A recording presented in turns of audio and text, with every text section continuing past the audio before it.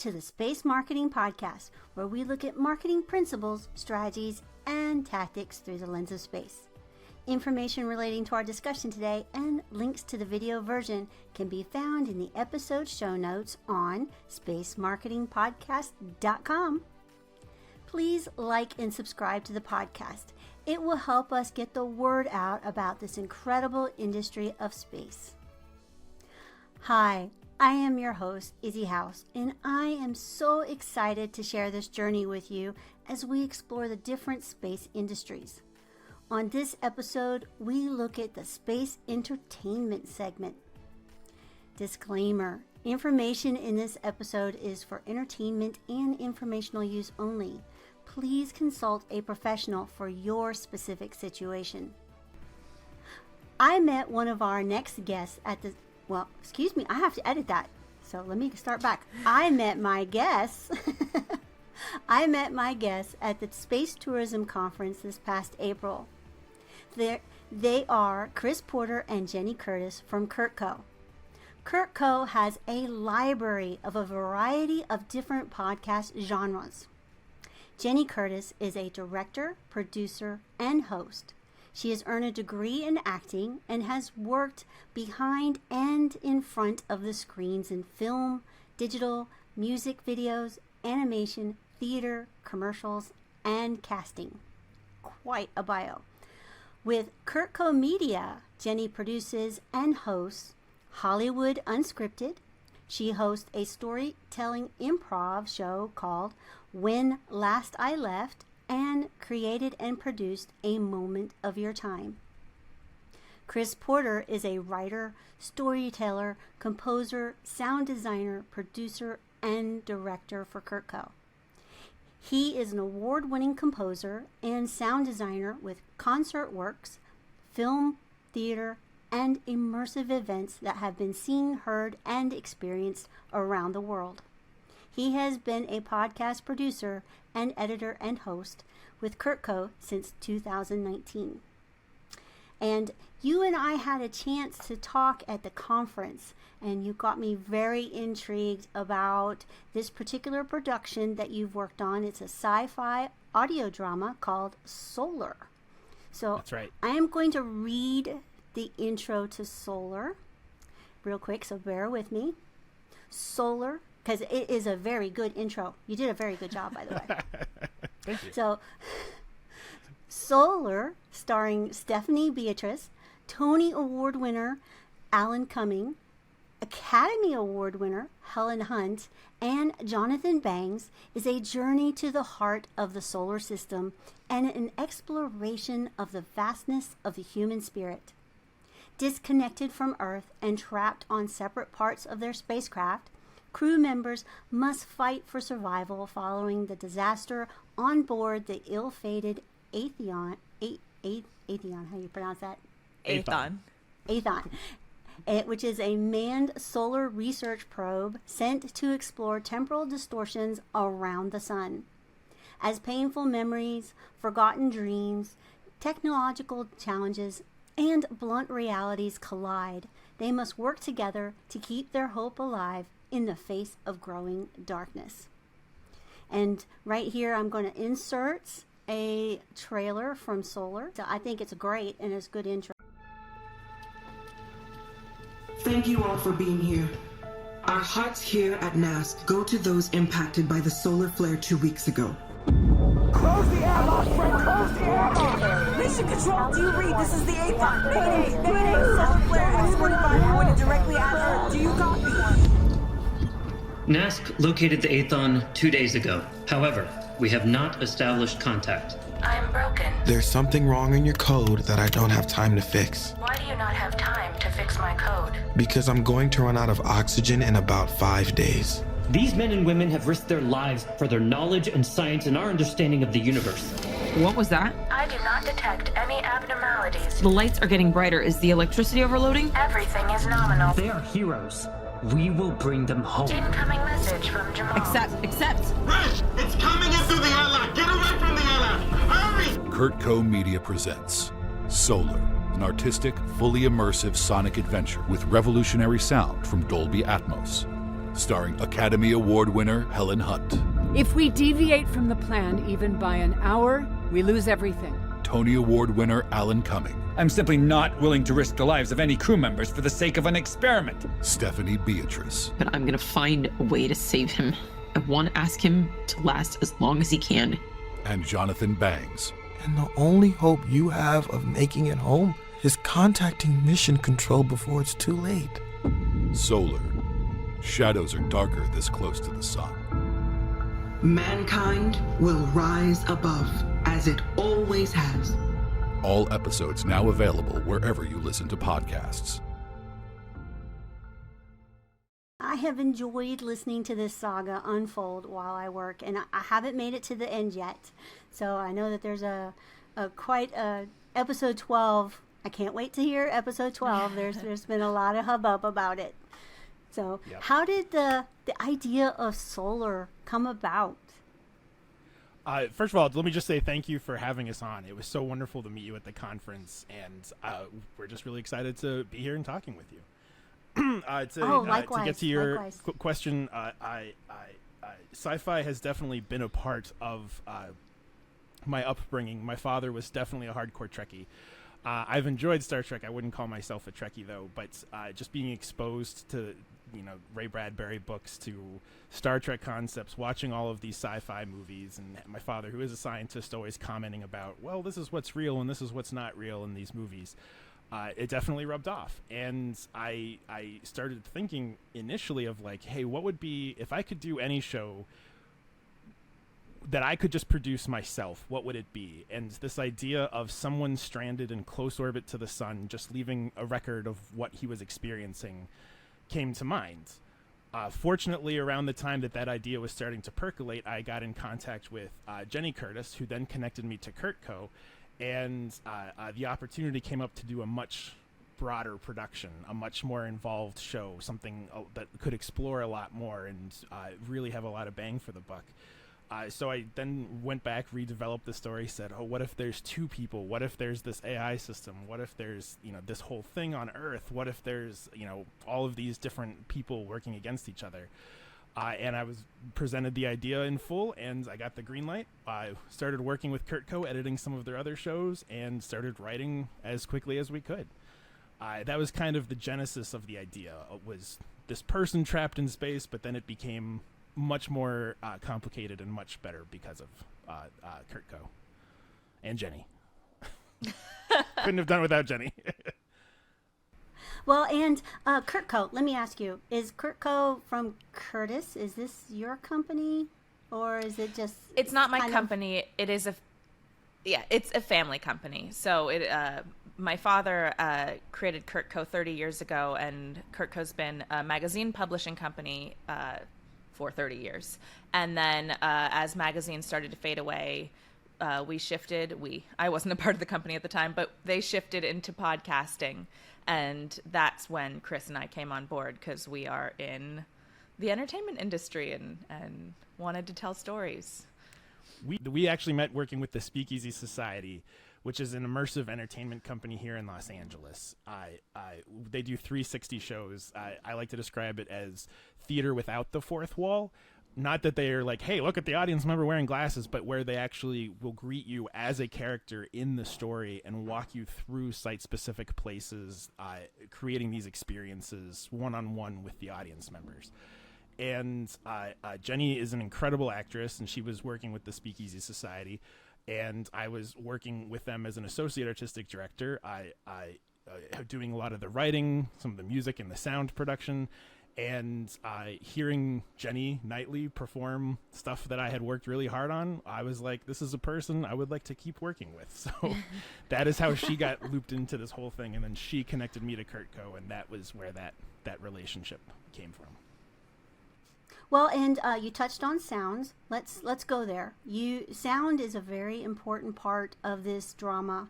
So tell us a little bit about the folio development and the it's really some deep in its sounds.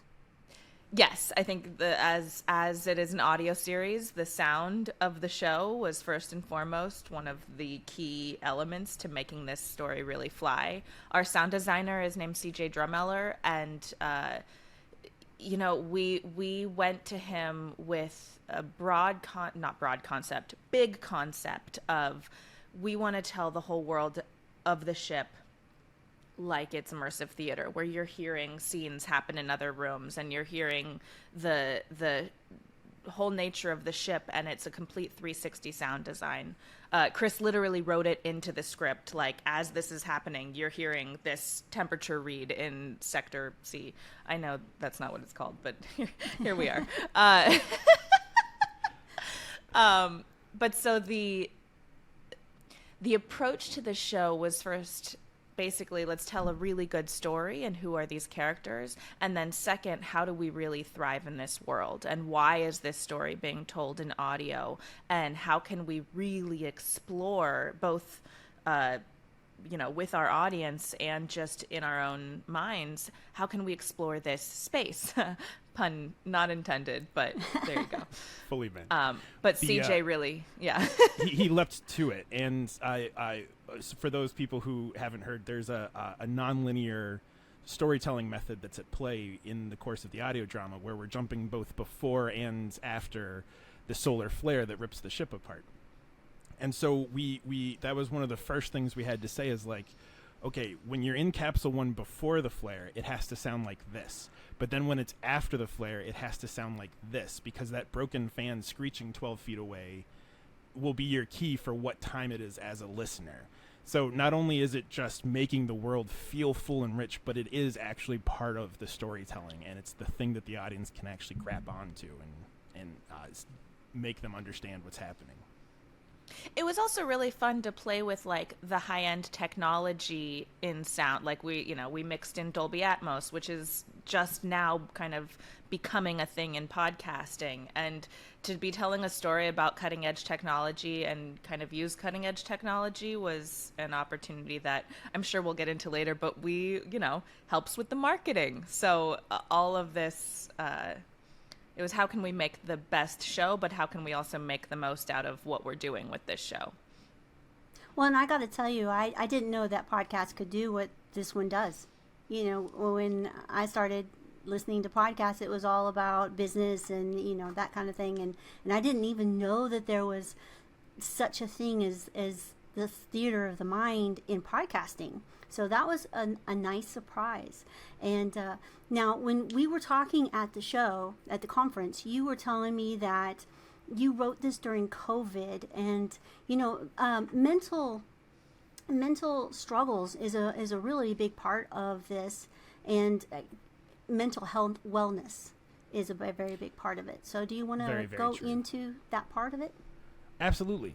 The writing for this began slowly in 2019, and by February of 2020, we had the first 4 episodes. We did a table read. It was already baked into the show that isolation was a huge factor in the story, because not only are the astronauts stuck on separate parts of the ship and they can't actually see each other, but because of the flare, they've lost contact with Earth, so they don't even know that there's any way of being rescued or not. So it's this whole idea of, I am literally the farthest person away from Earth, and I am alone, and what is going on with this? And I was so confident in February of 2020 that I knew exactly what that would be like, and I could write for that. And then March of 2020 happened, and COVID shut the world down. And I live alone with my cat, and my cat at the time was still learning to trust me. He has lots of emotional issues. So he wasn't particularly cuddly, and so I was just stuck 24 hours a day just staring at my cat across my apartment. And it turns out that it was very different. And so I can't say that the show is an allegory for the pandemic. It's not, but it definitely changed how I was writing the characters and how they were talking about and experiencing isolation. There's one monologue, I think in episode 9, where a character is sending a message back home, and he literally just says, I miss clouds, and I miss, going to the restaurant that has that crappy bread and the crappy dipping sauce, and I miss doing these things that are human.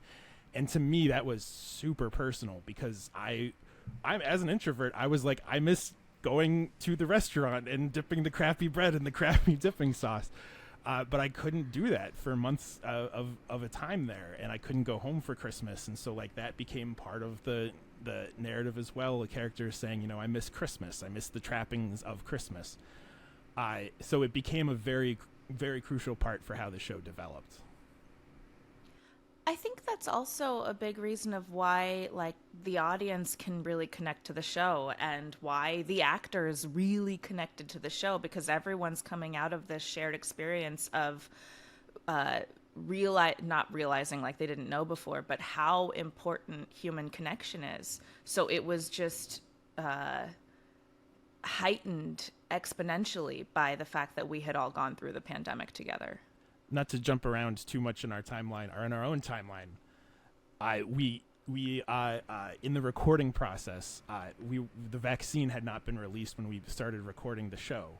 It was in development. We were all hopeful that it was going to work, but as a result, we had to follow really strict COVID safety measures, where the actors couldn't even touch doorknobs. It had to be an audio technician with the studio who would go and open the door and then guide them to the bathroom and then close the door.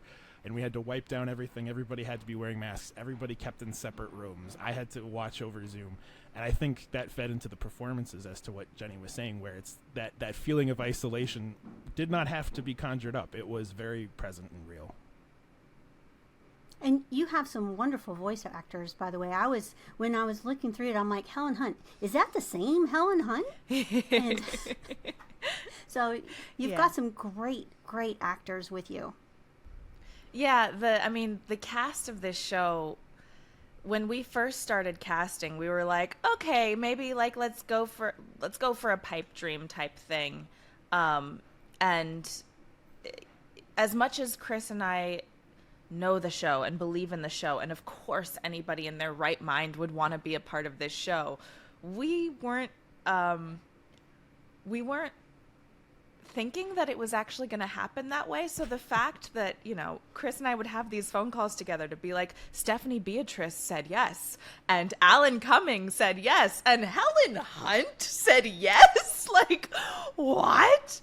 And I mean, just stunning performers who brought this story to life. And Jonathan Bangs, who plays Jamal, who is of the leading cast, The Unknown, he is a truly phenomenal actor who we actually knew outside of the show. And so when we first started developing it, Chris wrote with John in mind, and that's sort of why, like, we had to fight for John to be Jamal because he's the lead, and suddenly we're getting, you know, we have all these name actors, and you know, it, on the back end, everyone who was fighting us on it can look back and be like, no, you were right, that was absolutely the best choice we could have made, where John as Jamal really made this story what it is, because Jamal is all heart, and if that didn't work, I don't think any of us would have connected to the story. Not to mention there's so many other amazing people. Danielle Pinnock and Colin Ford and Ann Yotko and, you know, all of the cast who are in the recovered audio assets. I feel like I'm giving an awards speech now. We love our cast. They were fantastic. On the website, there are plenty of awards it has won. Yes. I don't know what to say about that other than yes, it's always really exciting to win an award. Right? It's, yeah. It's so wonderful to be recognized. Thanks to my mom. Yeah, no, it's really nice for, you know, you put so much time and effort into something, and Chris and I have talked about this 1,000 times, and you just hope, you know, to be able to reach someone. And if you reach one person, you did your job. And for it to have reached more than that, and for it to have affected people, and for it to receive recognition and awards, it's just been so cool and wonderful. And I will say I'm so blown away that we've won awards, and there's definitely a couple small trophies that I've kept in places where I can see them for encouragement. The Jenny is specifically alluding to, like, we had separate conversations with just the two of us, not to panic our producers, but like, how do we know when a show is successful? And it came down to, like, when we have positively impacted one person at least. Like, that is when. And I remember the morning that we released episode 12, which has some really big set pieces, so to speak, in the story, where there's some huge things that happen in episode 12. And I remember I woke up at 6 a.m. because I couldn't sleep, because I was like, are they going to hate it? Are they going to like it? What's the response going to be? And I just kept refreshing my Twitter feed. And finally, I assume, for all I could dig up, was that it looked like it was a dairy farmer in Iowa or something like that. But they posted a quote, like one of the central quotes about, like, what is the meaning of a person's life to someone else, on their Twitter page, and just said it was the quote of the day. And I was like, we did it. Like, we hit that point where the person understood the message that we were tossing out into the universe, saying, please, someone understand this. And that person got it. And that's when I, like, sighed. I think I went back to bed for 30 minutes to try to sleep or something. But it was definitely a moment of, like, that's when we hit it. And now the awards have just been pure icing on the cake.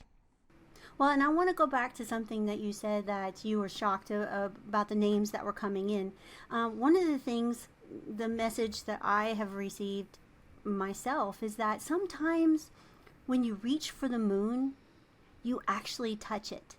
So a lot of times we're the ones that tell ourselves that we can't do it, or nobody will, oh, we don't even try.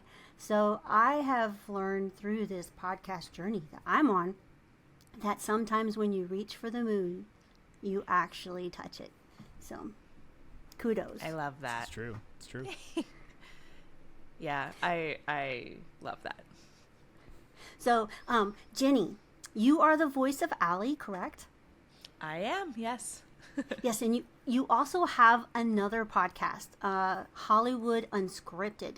And the quote is a show for film lovers by film lovers, and hear stories and lessons from behind the scenes of the biggest blockbusters and most admired features in film history. Do you want to segue to that podcast real quick? Sure. I mean, I will fully admit that it's become more intermittent as time goes on, because we have been focusing on narrative.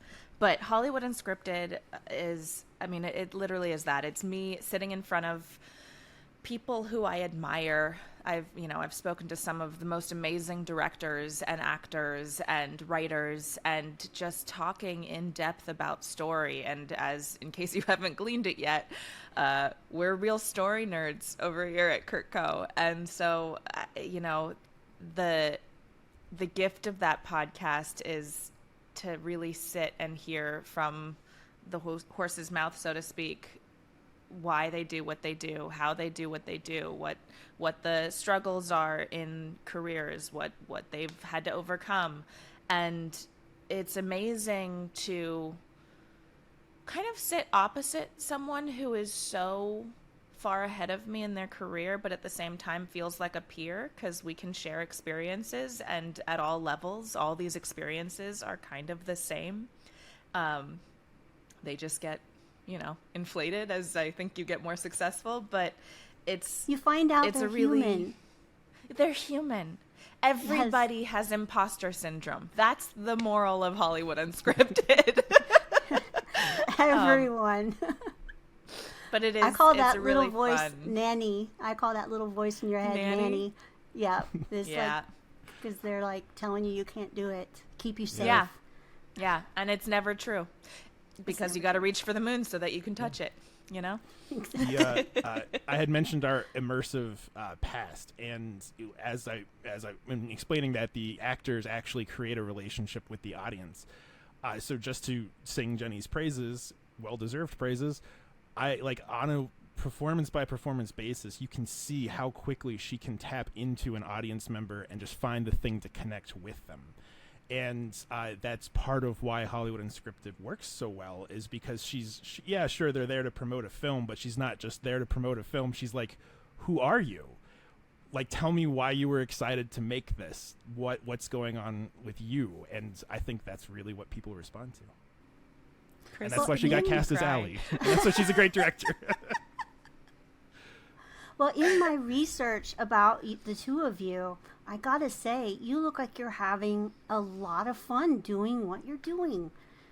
It's not just a job. Yes. I mean, you have a synergy together and with what you're doing. I think that there's, without a doubt, the fact that we get to live our lives and pursue telling stories to people is the biggest gift we could possibly, it's such a stressful industry, and everybody needs more money, and I can't say I'm having fun all the time. Yeah. But at the end of the day, like, Chris and I have had moments where, like, we just sit together and say, okay, let's put this other project aside and think of something entirely new, and we've sat together for a few hours and just dreamed, which is what a gift. And when you say us working together, just because Chris was so nice to me, I think he is the greatest partner of all time, and I hope nobody steals him from me, but he, like, the idea of finding somebody that you get when you are trying to work your way through something that's never been created before has been such an incredible experience for me in this, because it's really rare that you find a partner who you're not trying to, like, sort of battle your way into what you want. And we've found a way of working where it's very give and take. There are things we'll put our foot down on for some things, and there are things that we will realize we had no idea where this was going to go. And we've found a whole new plot line that we could have never thought of unless we listened to each other. And I think that's critical for no. Thank you so much for all those kind words. But, like, I think that's really critical with any working collaboration, is having the ability to listen and also to just be patient, right? Like, there are times where Jenny says, I don't like this, and it's something that I like, and I have to be like, but why? Like tell me why, and we'll have to, like, talk about why for 15 minutes. And then we'll get to the root of the problem, where it's like, oh, this character's response is insincere, or, oh, it's not heightening the stakes. And then I'll say, well, this is what I like about it. What's the compromise? Just recently, we were working on writing something that I can't talk about, right, for NDA. Where I had written something one way, and she immediately was like, no, I'm missing this thing. Let's do it this way. And we had to hop on a Zoom and just, like, hash it out and be like, what is it that you're trying to get? What is it that you're missing? What is it that I'm trying to get? What is it that I'm missing? And we then just started line by line trying to say, like, well, this is what the character would do. This is what the character would do. And hands down, we ended up with something that was infinitely better than either one of our original ideas. So compromising is not just saying, okay, you win this one, but I get the next one. It's like, let's figure out what it is that we're both unhappy with and get there. It never really feels like a compromise. It feels like that's how you get somewhere good. That's why the show is good. That's why the next show is going to be fantastic whenever we can announce whatever we're talking about right now. Well, make sure that you come back on when you do. Yes, absolutely. Absolutely. But it is a way of now I'm just going to get really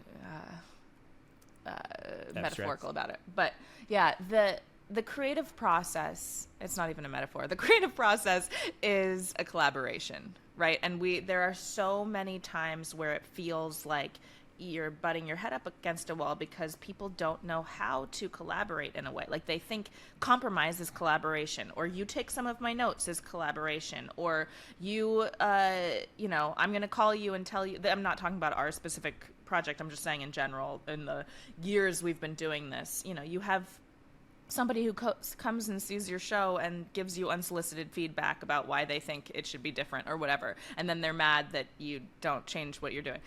It's none of that is going to ever lift a project. The first thing that comes in collaboration is a respect for, I trust your brain works in the way that my brain works, and we are going to keep working this out until we get somewhere that succeeds.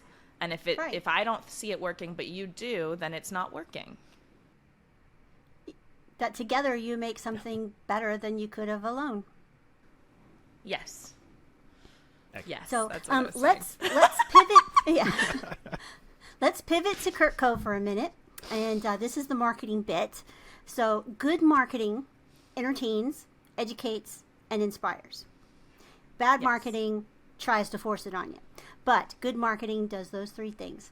And I see a trend where brands are incorporating podcasts into their marketing lineup. Just like you said earlier that it was magazine and now it's podcast. Mm-hmm. And CurtCo has 15 podcasts, I guess almost 16, according to what you said a little bit ago. And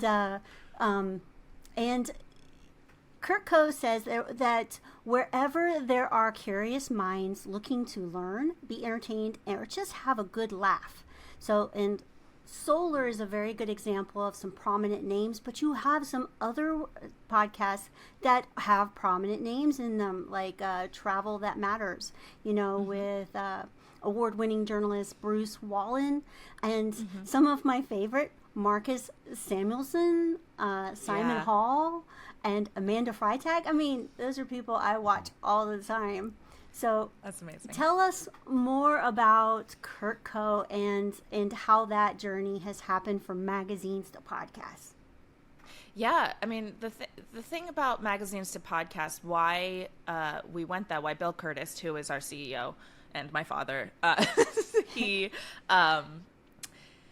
really wanted to find something that felt like magazines to him, something that felt like you were delivering something of value to your audience, as magazines did with their articles, but also was a way of serving the advertiser, because there are so many ways we're inundated with ads these days that feel impersonal and they're everywhere. I don't know. Go on Instagram, look at the sky. There's ads everywhere. But overload. He was seeing overload. Yeah. And in his magazines, he was able to form relationships with the advertisers. So everything felt very customized to their audience. Everything was very well thought out. And he looked at podcasting and he was like, I feel like this is similar ground where I can achieve my story and, information type of goals, but also advertise and have those same relationships. So CurtCo is I'm just going to ramble. It's a 3-tiered production company where we do have entertainment. We have a luxury tier, which is sort of where Travel That Matters lies. And what's our other tier, Chris? It is like Hollywood Unscripted, the entertainment. Right? It's the Hollywood Unscripted. Fiction. Fiction is our other tier. That's the one we're in. Yeah.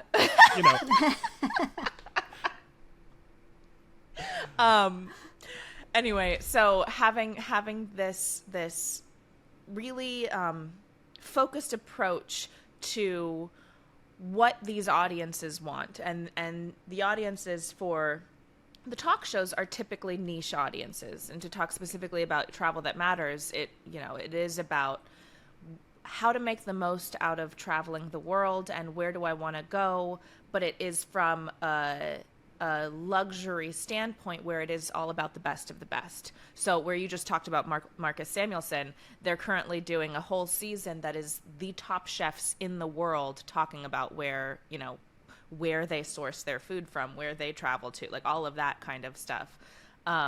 So it's a focused approach to really niche storytelling for a specific audience.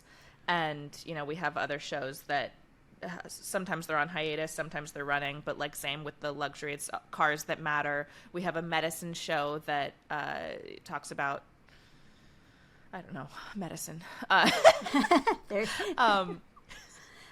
I really want to go back to the magazine. Yes. Yeah. I want to touch on the magazine. Yeah, the magazine part, real quick. Everybody thinks when you talk advertising or you talk marketing, they're like, ew. Those are annoying ads. But when you come to magazines, it's like the ads were a part of why you got the magazine. Yeah, they were not intrusive. They were a part of what you were looking at. And so advertising has become a dirty word, but really this is how we build our identities, is by picking and choosing products that define us. So I love how you kind of said that, this was a great platform that kind of led into that. So And at least at CurtCo, we take it as an opportunity to keep creating. So a lot of, this is not putting any other podcast down, but a lot of podcasts do have just rotating ads that people send them their ads and they play them and then they move on, or they have whatever they're doing. And we tend to create custom ads. So if you listen through Solar and you hear the advertisements, it is completely customized ads that mostly Chris and I created. We have ZipRecruiter as a sponsor, and we have probably 7 different mini scene type ads where there's literally a program to listen to. So hopefully it's actually benefiting the listener as much as benefiting the advertiser, because it's not just taking you out of your story and suddenly making you listen to an ad. It's giving you something exciting to hear. And so you get to hear, a highly produced little story. Yeah, as a And it whole, fits. as a whole, the way that CurtCo tries to approach the advertising is very much how does it fit the show in its entirety. That it won't just be all of a sudden, there's a car commercial in the middle of a show about health or something like that. So right now we have a series of ads playing in Travel That Matters for this new chef series, where some of them are host read because listeners always appreciate the host read ads. But we've created what we called cinematic ads, where it's like, oh, when you're talking about being on a mountaintop, you hear the birds and the wind in the trees. Or like, oh, when they're talking about wine in a cellar, you hear the footsteps going down to the cellar. And it's just these little extra special things where, since we're in an audio medium, let's just give you a little scene instead of having just a host-read ad all the time. And speaking of host-read ads, this is where I'll put this one in just because it's a good segue. So, okay. Your business is growing. Your team has more people than ever before developing contacts. You have met thousands of people who are interested in what you do. Congratulations! But now your contact information is growing unwieldy. Other team members are in the dark and don't know who has been contacted or when. Valuable contact information is getting lost, and it is starting to cost you money. It is time for a contact management system, or CMS. Our network sponsor can help. ActiveCampaign is a powerful marketing automation platform that can help you increase your sales, improve your customer service, and build strong relationships with your customers. ActiveCampaign enables you to create and send email campaigns, manage your leads and customers, create landing pages, set up automated workflows, and track your results, all in one approachable platform. ActiveCampaign has over 10,000 5-star reviews. It is flexible, and your fee is based on how many contacts you have in your system. As you grow, ActiveCampaign can grow with you. This podcast is part of the Marketing Podcast Network. For a limited time, ActiveCampaign is offering Marketing Podcast Network listeners a chance to double their contacts for free when they sign up at activecampaign.com/activate. That means if your email list has 10,000 contacts, you only pay for 5,000. Go to activecampaign.com/activate to sign up today and get organized. Don't let any more contacts fall through the cracks. Again, that address is activecampaign.com/activate. Sign up today. Kids, cars, wine, comedy, drama, you have all kinds of different genres. So what would you say are some of the marketing challenges to so many different marketing or so many different genres that you have? I mean, it's not like you're just down one road and you can develop that road. I mean, you have like all kinds of different opposite end type of podcasts. So do you want to talk about just some of the marketing challenges with that? Yes. I mean, I will say the fact that we have so many shows was part of also starting out and finding what works. So there are some shows we've done that we probably won't end up going back to. You know, A Moment of Your Time, which was one of the ones I created that I adore, but it was a pandemic show where people would contribute pieces and it doesn't really fit anymore. So we got to 380 something episodes and now that's done. But that wasn't your question. Let me go back. No, that is a marketing challenge. Knowing when to stop. Knowing when to when stop. It ceases to work is important. And I think that is, we have a wonderful marketing person. Stephanie Arakelian helped us get off the ground. Now we have Katrin skippered us. So we have, we're lucky enough to work at a company that values marketing and has someone on the marketing. So Chris and I are there to assist in that process. So I don't know that I can tell you fully how each show was planned out, but I can say there's always an eye on who the audience is and where that audience is. So for us, we spent a lot of time trying to make sure Reddit knew about our show, or the space community knew about our show, and that includes reaching out to newsletters and getting on other podcasts such as yourself, and really talking to people who, it's all about knowing your audience and knowing where you might find them. So also targeting similar shows. No, like I making sure that we weren't putting ads for Solar on teenage rom-com podcasts where it's like there's nothing wrong with those shows, but they would love this show. But it's just not quite possibly up their fare. So like it's good to target your audience like that.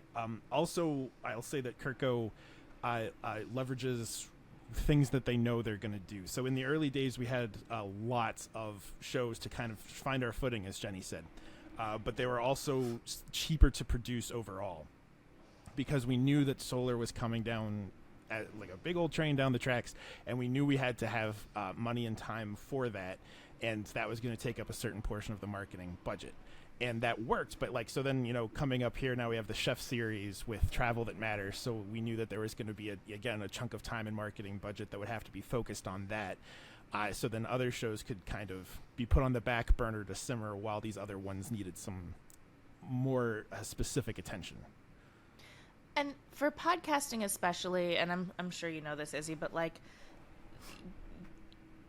getting in front of the podcast community is the most important thing because they're already on the platforms. They're ready to listen to you. So developing relationships with the platforms became the primary way of marketing our shows so that we would get features and we would get promoted when they had, certain platforms will have carousels saying this week in space, and we would be on that carousel, or this week in summer vacations and travel will be on that carousel, or you'll be featured on the top of Apple. All of those things are paramount to making sure people actually see your artwork and click on your show and listen to it. And huge kudos to Steph, the person who is primarily responsible for marketing season 1 of Solar. She even had good enough connections with Amazon Music that we got featured on their billboard in Times Square as part of the rotating feature for a week. And while you can say how many people really listen to that billboard, the fact that we got to put that billboard all over our social media was really spectacular and got a great response. It was very fun. Yeah. Well, and I would like to stress the importance of a marketing person, because a lot of companies, that's the last position they do, and it's the first one they cut, and that there is a science behind marketing. For example, when you were talking about getting the podcast in front of people, you have to make sure the keywords are right, the format is correct, that there's transcriptions that are uploaded and that they're spelled correctly, because Google cares about spelling, and that's the science part of it, and then there's a little bit of an art. So marketing people are very important to get your business off the ground. Yes, I couldn't. I can't add to that, but I agree so wholeheartedly. I'm so grateful for the ones that we had, and have. So I have my next two questions are ones that I always ask. So it's kind of a detour away from where our conversation has been. But where do you see the space industry? And let's just say, where do you see the podcasting going in the next 10 to 20 years? And how are you going to work with that? Well, speaking that's about a long the time, I know. Space industry, I might have to separate the two. Speaking about space first, I think. Sounds good. This has been a fairly sobering week for tourism to extreme destinations, coming on the heels of the Titan tragedy with the submersible. The thing that should always be kept in mind about space. Let me rewind for just 1 second. We talked to a former employee from NASA, a fairly high-ranking person who I won't mention their name, but he actually said at one point, it's too bad more people didn't die in space exploration because people don't know how dangerous it is. And that was always a really interesting thought to me, because it is really dangerous, and that's why it kind of turned up in Solar in one of the first episodes. Someone lists a whole bunch of names, and eventually it becomes fictional once we move into the future of the story. But all of those names are real up to a point, because these are the people who sacrificed for us to get to this point. We should always remember that nature aggressively does not care if we are alive. It will take advantage of us, and it is dangerous. You even think about the people who climbed to the top of Mount Everest, and there are still bodies there that they can't retrieve. Same thing with going down a submersible. Same thing with going into tourism in space. Do I think it's awesome? Yes. But should we handle it carefully and make sure we're doing the right things to get there? Yes. Will that take more time and money? Yes. All of that feels relevant and worth just taking note of. And that's why for the foreseeable future, sure, there will be these tourism events where Blue Origin or SpaceX, they're going to take people up periodically for space. And I think that's cool, and getting more people into space is a cool thing. I think that there should be cruises going to Pluto anytime soon? Probably not. We'll figure that out a couple decades. Or to the sun. Or to the sun. Not recommended. We don't think that's the way to go. No. But what I will say, though, is that I think it is the people who do, for the sake of science, do these things to study and observe nature. Knowledge is only ever a good thing. And so I think that is the other important half of what I'm trying to communicate. Where is it dangerous? Yes. But is it important? Also, yes, very much. So for the immediate future, I think it's mostly science that will be happening. I think there will be overtures from the private sector of saying, let's make this tourism temporary thing. And I think that's cool. We should absolutely keep doing that. But I think that it will still take time for it to officially get to a point where it's like going to Disney World or something like that. Right. And, the science is key. And that's how, by learning how to live and work and get all the medicine that comes from space, that's how we're going to heal this planet if we're going to do that. So it's learning how to clean our air and clean our water. So that's important. So absolutely. But the tourism is what brings it to people's awareness. Absolutely. We carry space in our pocket and don't even realize it in the regular day-to-day people. So this just brings it to their attention. It's a way of marketing space as well. So I mean, hopefully there will be a day where we can go to Pluto for a resort. That would be fun. There's no part of the sci-fi person in me that's like, I'd love to do that. Why wouldn't I do that? I just don't know that it's going to happen in the next 5 years. I think that'll be... Oh, no. Okay. 5 years, Yeah. I think it'll be decades when I say 10 to 20, it'll be 6. Yeah. When I say 10 to 20, it's because space is it takes so long to get where we're going with space. Oh, yeah, and, I mean, that's one of the reasons in Solar, I was always trying to make the time passage clear of it's been a year, where it's like, you've given up a portion of your life to just go somewhere. And that's also a big sacrifice and a big cost of doing this thing. and it's worth noting. It's worth noting, yes. So, okay, final question. What thoughts do you want to leave our audience with today? What do you want them to mull around in their brain as they go about their day going, that's very interesting? You know, I'm gonna jump in because Chris will have something better than me when he speaks. But I think to bring it to solar, the thing I think to always mull about is how can we reach out to people? What matters to me? And how can I have an effect on the world around me? What am I putting out? And also the knowledge that you might not have an answer to that, but whatever it is, you are putting something out and you are valuable. And I think that is my takeaway from solar.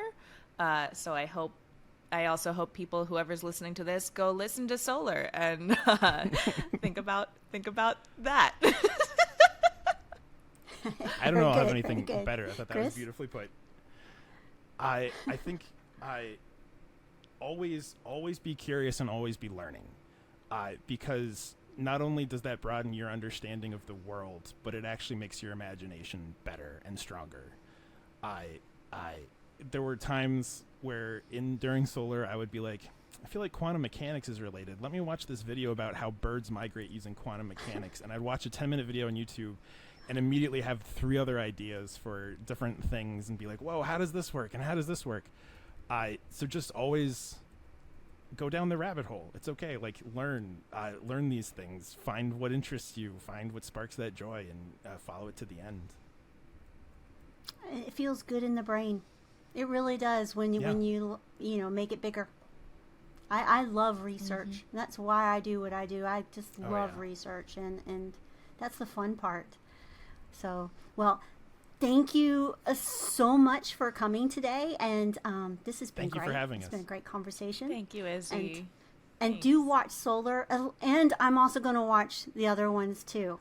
So, Thank you. Those are just like, I would say eye candy, but it's ear candy.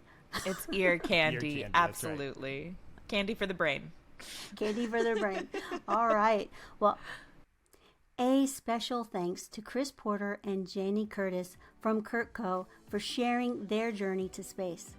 Be sure to check out their links listed in today's show notes. Please like and subscribe to the Space Marketing Podcast to help get the word out about space. I hope that you have found this podcast useful for your journey as you reach for the stars.